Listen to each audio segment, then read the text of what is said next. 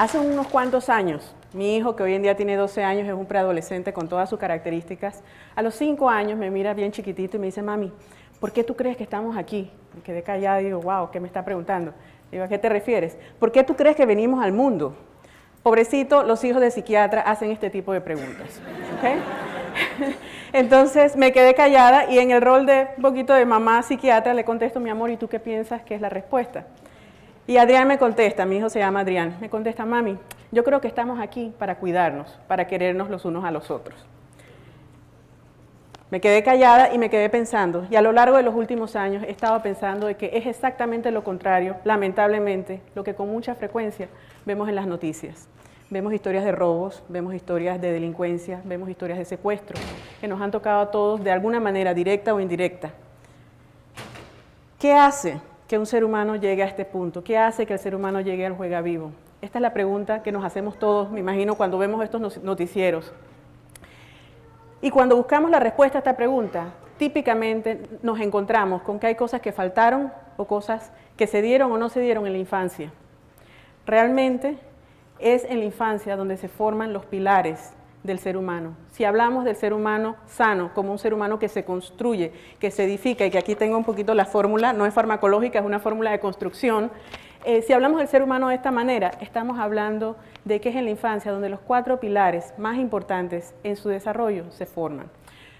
Hoy quiero hablarle de esos 4 pilares. ¿Cuáles son? Y los voy a resumir así.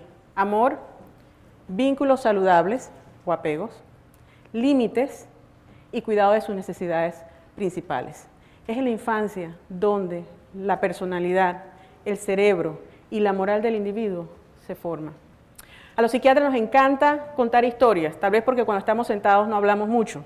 Yo les voy a contar una historia que escuché muy temprano en mi carrera, cuando era psiquiatra general. Tengo que decir que después me convertí en psiquiatra infantil por las razones que les voy a compartir.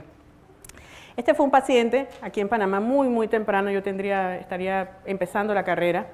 Era un militar, era un paciente que había participado de las fuerzas de defensa y que me contaba estas historias horribles de cómo maltrataba y lastimaba a los detenidos bajo su poder.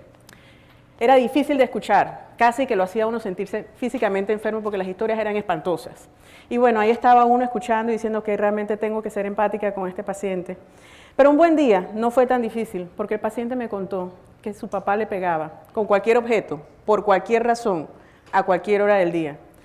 Este señor no tenía nadie que lo defendiera. Su mamá era alcohólica, no estaba allí para cuidarlo y creció viviendo una situación de guerra dentro de la casa. Este señor me decía, y a nadie hacía nada. Esto era como un infierno y nadie hacía nada. Nada cambió hasta que salió del hogar. Se metió, fracasó la escuela, entró a una carrera militar y quedó a cargo del grupo de personas que hacía ciertos interrogatorios. Él no sentía ningún tipo de compasión ni de culpa por las cosas que hacían. ¿Por qué? Él me decía, pero si no estoy haciendo nada que a mí no me hayan hecho. Una de las frases de este señor típicas era, a nadie le importa con nadie. Y me lo decía una y otra vez. Y cuando yo trataba de ser empática, contestaba, doctora, no finja, si a nadie le importa con nadie. Esta persona no podía decir otra cosa. Esto fue lo que vivió. A nadie le importó con él cuando era niño. ¿Cómo podía yo esperar que él dijera algo diferente? Ahí aprendí que para poder entender a un ser humano, por más terrible que sea la situación actual, hay que mirar a la infancia, hay que buscar qué pasó con esta persona.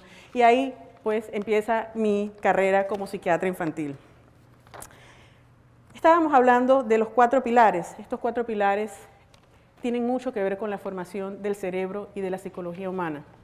Hoy en día sabemos a ciencia cierta, por lo que sabemos de desarrollo cerebral y psicología infantil, que los primeros años de vida duran para siempre. Lo que se da o no se da en esos primeros años de vida, lo llevamos por dentro para siempre. Las neurociencias, el estudio del cerebro, y quiero que me acompañen aquí con un poquito de imaginación, nos han enseñado mucho. Por ejemplo, sabemos que hay cosas que tienen que ocurrir en cierto momento de la vida del bebé y del niño, y que si no se dan, se pierden las habilidades. Esto se llama ventana de oportunidad. Y les voy a dar un ejemplo. Cuando el niño nace y es expuesto a la luz, eso activa toda la vía neuronal en el cerebro que hace que el niño pueda ver. Si el niño es vendado o no es expuesto a la luz, el niño será ciego. Así de sencillo, si no hay el estímulo, no se da la función. Igualmente, si el niño experimenta amor, experimenta empatía, experimenta una sociedad que lo mira, crecerá a poder sentir amor, a poder reconocer sus emociones y las emociones de los demás. El niño víctima de negligencia o abandono, que no experimenta esto, es un niño con ceguera emocional, es un niño que no desarrolla empatía, es un niño que le cuesta leer sus emociones y las emociones de los demás. Así que estamos hablando, es fundamental que el niño reciba los estímulos apropiados durante la infancia, no solamente para que pueda ver, escuchar y hablar, sino para que pueda sentir y pueda ser empático. Hablando del primer pilar, el pilar más lindo, el amor. Hay libros y libros escritos de historia, filosofía, poesía que hablan del amor, porque es un sentimiento sumamente inherente e importante en el desarrollo humano. Es esa sensación que recibe el niño de que es aceptado con sus fortalezas y con sus debilidades, con su singularidad, con lo que lo hace único. Se expresa en pequeños actos en el día a día. El amor no existe en el vacío, ay, sí, te amo mucho, no. El amor existe en la acción, existe en la relación responsable. Quiero contarles de un caso. Ya esto era un poco más adelante como psiquiatra infantil. Me llegó un adolescente un día. La mamá no podía manejarlo, el papá realmente no quería saber de él. Este niño se portaba mal, trataba mal a otros niños, se podría decir que lo que se conoce como un bully. Fracasaba en la escuela, se peleaba con todo el mundo. Cuando le empiezo a preguntar a este niño sobre su historia, encontramos que habían pérdidas importantes en sus primeros años de vida. Los papás no sabían esto, pero cuando se ausentaban del hogar, habían nanas que lo amenazaban, que lo asustaban y que lo tenían aterrorizado. Este niño creció con miedo, con abandono y con sensación de inseguridad. Pero tal vez esto no fue lo peor. Lo peor tiene que ver con su relación con su papá. Este niño era exactamente idéntico al abuelo, con quien el papá no tenía una buena relación. Este niño era torpe en los deportes, el papá era un consagrado deportista. Este niño no podía leer con facilidad, el papá y la mamá eran ávidos lectores. Este papá cada vez que veía a este niño, veía lo opuesto a él y no lo aceptaba y lo rechazaba. Y consciente e inconscientemente lo maltrataba. Ese desamor que el niño vivió lo llevó a comportarse de la manera que se comportaba cuando llegué a mi oficina. Y tal vez de todas las cosas que le pasaron a este niño, fue la más dramática y la que más lo afectó. Se convirtió en un adolescente y un adulto que eventualmente se refugió en las drogas, se hizo amigo de todas las personas que no debió hacerse amigo y terminó batallando con problemas de adicción el resto de su vida. Esta es la ruta de una persona que experimenta desamor.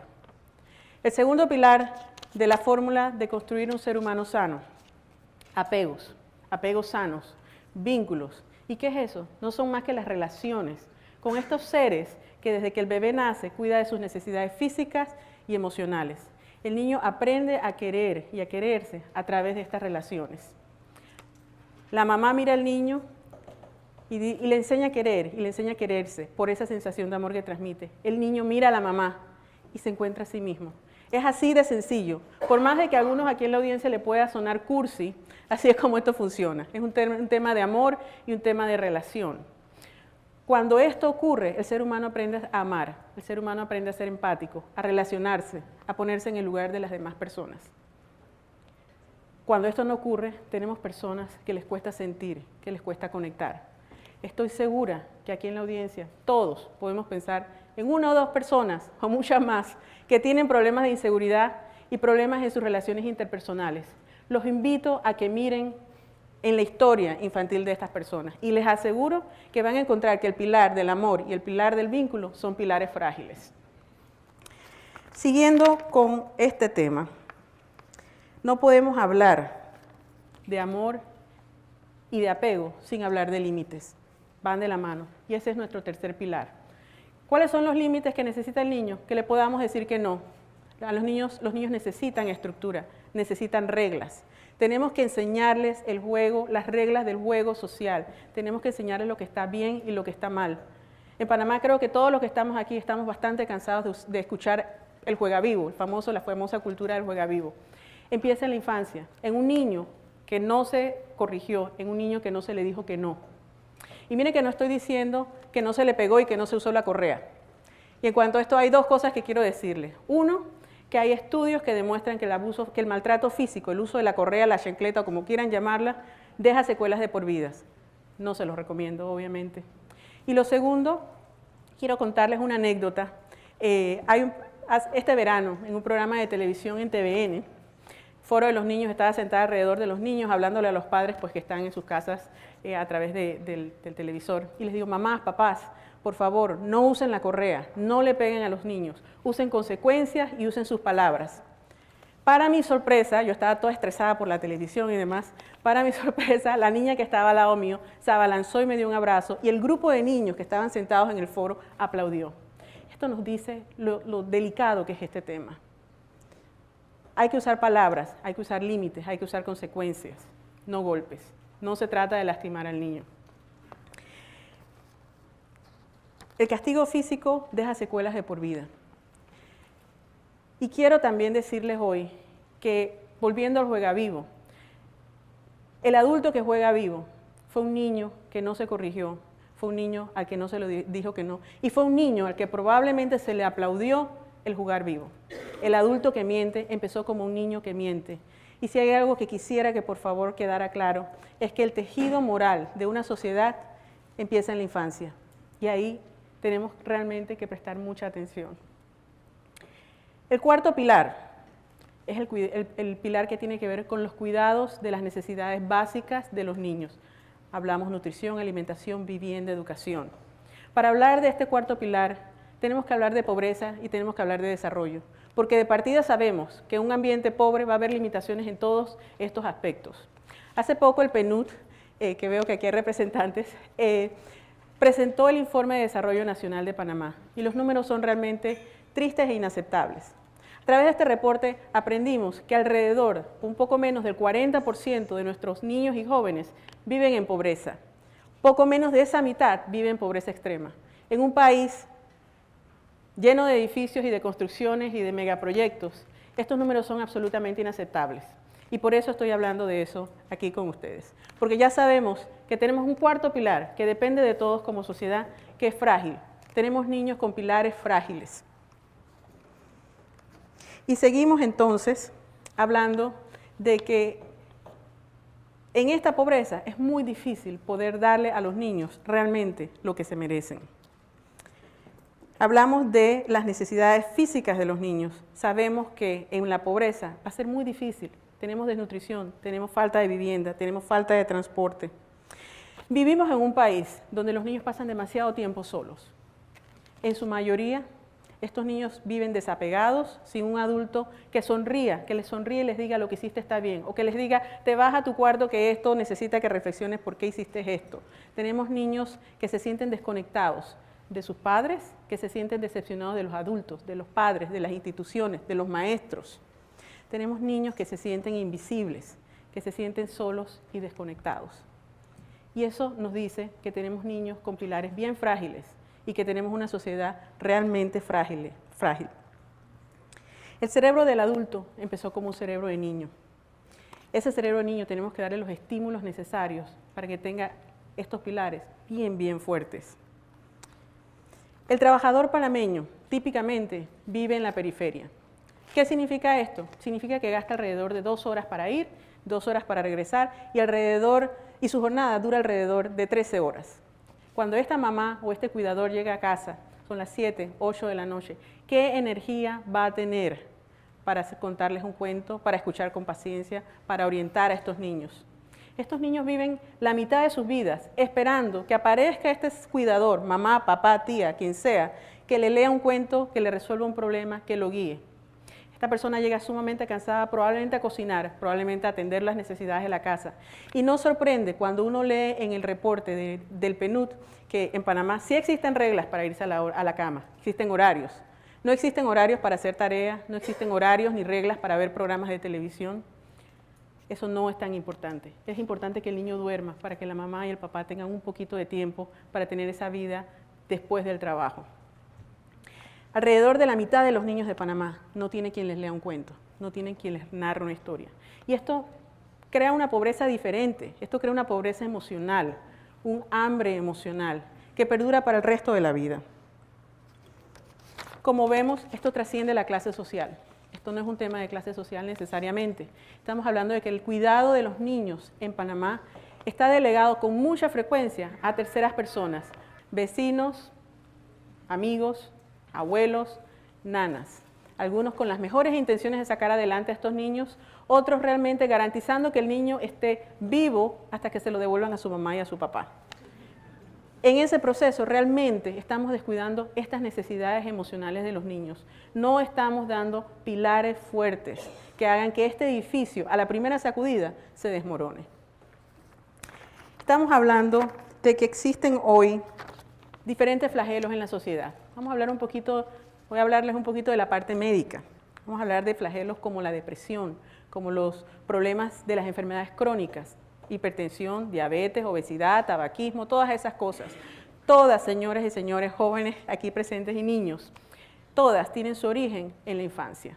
¿En qué? En la historia de negligencia, en la historia de abuso físico, emocional o sexual. Eso marca al individuo para el resto de su vida. La depresión es una de las enfermedades que más discapacidad causan, no solamente a nivel nacional, sino a nivel mundial. Y uno de los factores de riesgo más importantes es la pérdida en la infancia, es el abuso, es la negligencia. Por otra parte, enfermedades como las enfermedades cardiovasculares, la obesidad, las complicaciones de la diabetes, tienen todas que ver con los estilos de vida que escogemos. Y adivinen quién escoge un estilo de vida saludable. El niño que aprendió a quererse de niño. El niño que no logró aprender a quererse va a descuidar su salud. Y típicamente vemos en personas con estos problemas que hay una historia de negligencia y de desamor en la infancia. ¿Qué pasa con este niño que vive en un ambiente indiferente, a veces negligente, hostil y violento? ¿Cómo sobrevive este niño?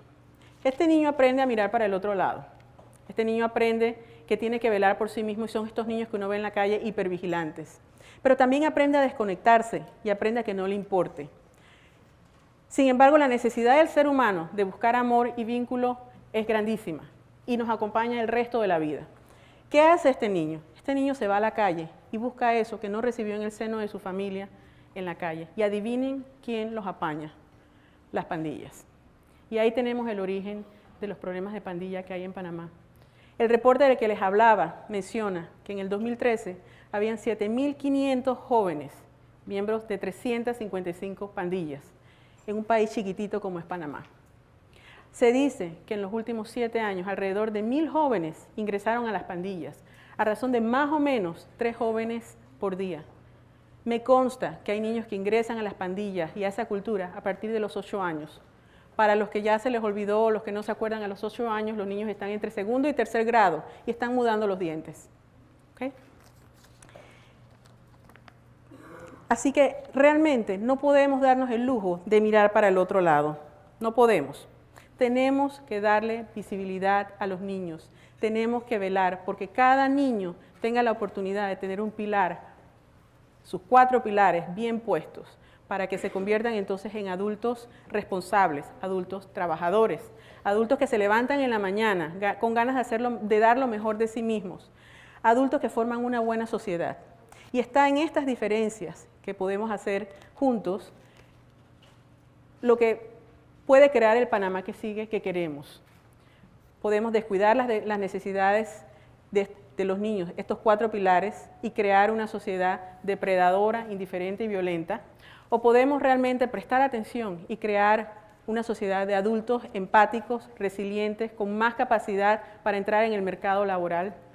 Lo que sale de la buena autoestima es todo muy bueno. Crea adultos creativos, motivados, emprendedores, echados para adelante. Y como sociedad, crea adultos que en vez de jugar vivo, quieren jugar limpio. Y yo creo que todo eso es sumamente importante y todos nosotros aquí hoy queremos que ese sea el Panamá del futuro. ¿Y cómo se hace todo esto? Bueno, les puedo asegurar que si este niño que ingresó a la pandilla hubiese tenido las oportunidades, alguien hubiera mirado, ustedes, yo, alguien hubiese hecho algo, el destino hubiera sido diferente. Pero hoy en día sabemos que el destino de los niños que ingresan a la pandilla son 3. La delincuencia, la cárcel o la muerte. ¿Okay?